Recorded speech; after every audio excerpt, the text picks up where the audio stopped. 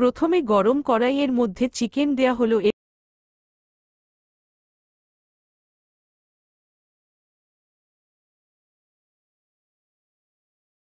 এরপরের ঘি দিয়ে দেয়া হলো। এরপরে নুন দেয়া হচ্ছে।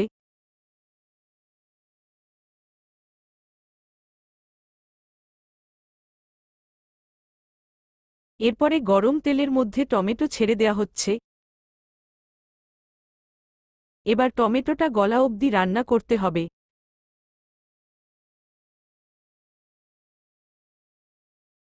এরপরে কাঁচা লঙ্কা কুচি দিয়ে কিছুক্ষণ নাড়া হলো। তৈরি হয়ে গেল কড়াই চিকেন।